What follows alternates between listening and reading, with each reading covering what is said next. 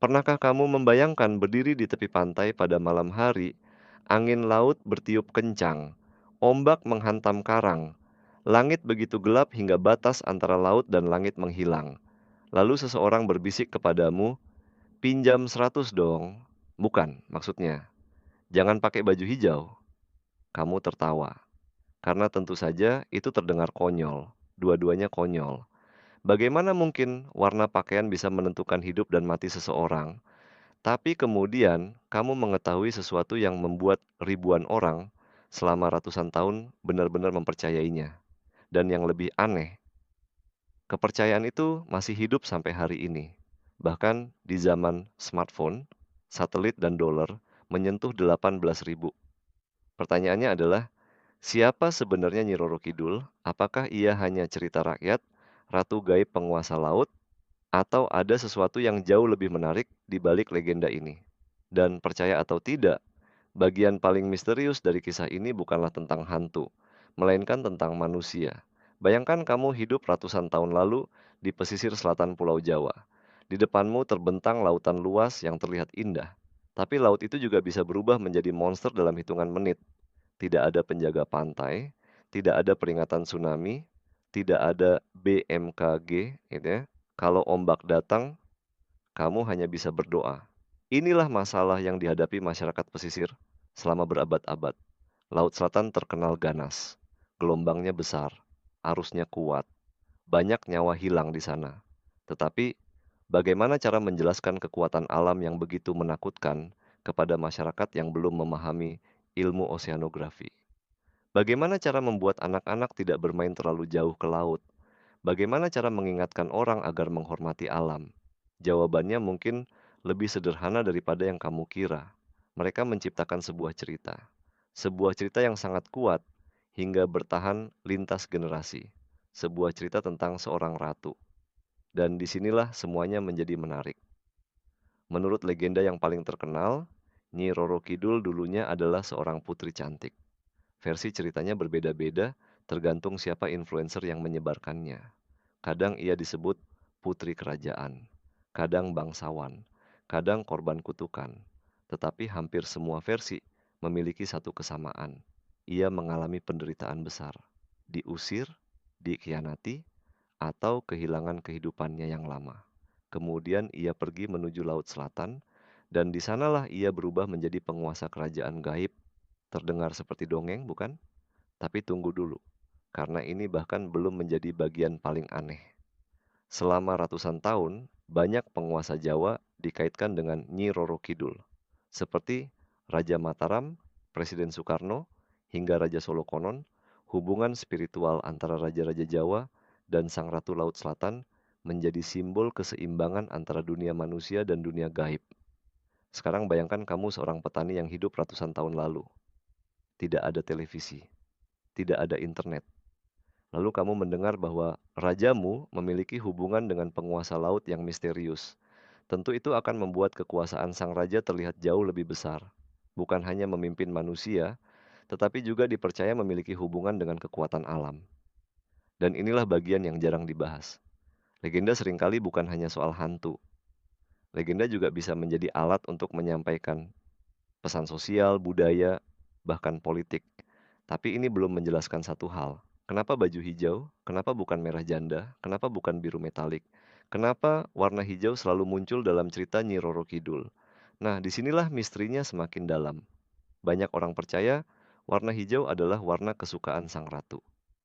Karena itu, siapapun yang mengenakannya di pantai selatan berisiko dipanggil. Menyeramkan? Tentu. Tetapi ada teori lain yang jauh lebih menarik. Bayangkan kamu berdiri di pantai. Di sekelilingmu pasir, ombak, dan vegetasi hijau. Jika seseorang terseret ombak dan menghilang dari kejauhan, warna tertentu mungkin lebih sulit terlihat dibanding warna yang mencolok. Apakah ini alasan sebenarnya? Tidak ada yang tahu pasti. Tetapi teori-teori seperti inilah yang membuat legenda semakin menarik, ya, karena semakin kita mencari jawaban, semakin banyak pertanyaan baru yang muncul, dan percaya atau tidak, hal-hal menjadi semakin aneh. Banyak orang mengaku pernah melihat sosok perempuan cantik berpakaian hijau di sekitar pantai selatan. Sebagian mengaku melihatnya mirip Anya Geraldine, sebagian mengaku bertemu langsung, sebagian lagi bersumpah bahwa mereka mendengar suara misterius dari arah laut. Apakah semua itu nyata? Ataukah pikiran manusia memang sangat mudah dipengaruhi cerita yang sudah tertanam sejak kecil? Coba bayangkan, jika sejak kecil kamu mendengar bahwa suatu tempat dihuni makhluk gaib, lalu suatu malam kamu berada sendirian di tempat itu, setiap bayangan akan terlihat lebih menyeramkan. Setiap suara akan terdengar lebih mencurigakan. Otak manusia sangat pandai mengisi kekosongan informasi. Kadang terlalu pandai. Dan inilah yang membuat legenda bisa bertahan begitu lama. Bukan karena semua orang melihat hal yang sama, tetapi karena semua orang ingin memahami sesuatu yang sulit dijelaskan. Namun ada satu fakta yang lebih mengejutkan, legenda Nyi Roro Kidul tidak hanya dikenal di satu daerah. Kisahnya menyebar luas, diceritakan ulang dalam berbagai bentuk, buku, film, lukisan, pertunjukan seni, bahkan di YouTube channel Deddy Corbuzier. Bayangkan itu. Sebuah cerita yang lahir jauh sebelum listrik ditemukan, masih mampu bersaing dengan video pidato salah hitung Prabowo. Kalau itu bukan bukti kekuatan sebuah cerita, entah apa lagi. Tapi tunggu, karena ini bukanlah masalah terbesar. Masalah terbesar adalah banyak orang menganggap legenda hanya memiliki dua kemungkinan, benar atau salah, nyata atau tidak nyata. Padahal kenyataannya sering jauh lebih rumit. Legenda bisa saja tidak pernah terjadi persis seperti yang diceritakan, namun tetap menyimpan kebenaran. Bukan kebenaran tentang hantu, melainkan tentang manusia, tentang rasa takut, tentang harapan, tentang cara masyarakat memahami dunia di sekeliling mereka. Dan disinilah kebanyakan orang salah paham. Mereka sibuk bertanya, apakah Nyi Roro Kidul benar-benar ada? Padahal pertanyaan yang lebih menarik adalah, mengapa begitu banyak orang mempercayainya? Karena ketika jutaan orang selama ratusan tahun terus menceritakan kisah yang sama, ada sesuatu yang sedang dipelihara, sesuatu yang dianggap penting, entah itu peringatan, tradisi, identitas budaya, atau cara menghormati kekuatan alam.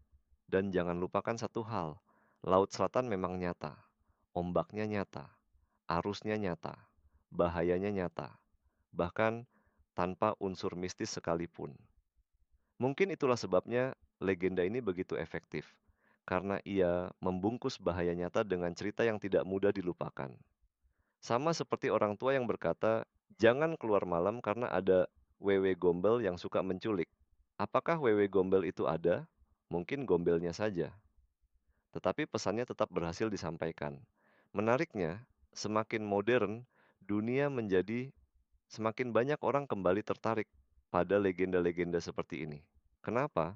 Karena teknologi bisa menjawab banyak pertanyaan, tetapi tidak semua. Teknologi bisa menjelaskan bagaimana ombak terbentuk, tetapi tidak selalu bisa menjelaskan mengapa sebuah cerita mampu hidup selama berabad-abad. Dan itulah bagian yang paling menakjubkan.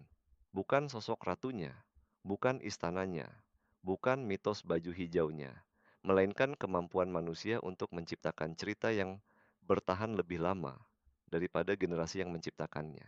Jadi, siapa sebenarnya Nyi Roro Kidul? Mungkin seorang ratu gaib, mungkin tokoh legenda, mungkin simbol budaya, atau mungkin semuanya sekaligus. Tetapi apapun jawabannya, kisah ini mengajarkan sesuatu yang penting. Manusia tidak hanya hidup dari fakta, kita juga hidup dari cerita. Cerita membantu kita memahami ketakutan. Cerita membantu kita mengingat bahaya. Cerita membantu kita merasa terhubung dengan masa lalu. Dan mungkin itulah alasan legenda Nyi Roro Kidul masih bertahan hingga hari ini. Karena pada akhirnya, yang membuat sebuah legenda hidup bukanlah makhluk gaib, melainkan manusia yang terus menceritakannya. Jadi lain kali ketika kamu berdiri di tepi pantai selatan dan mendengar suara ombak bergemuruh dalam gelap, cobalah bertanya pada dirimu sendiri, apakah yang lebih misterius, sang ratu laut selatan, atau kemampuan manusia untuk menjaga sebuah cerita tetap hidup selama ratusan tahun? Mungkin jawaban itu lebih menarik daripada legendanya sendiri.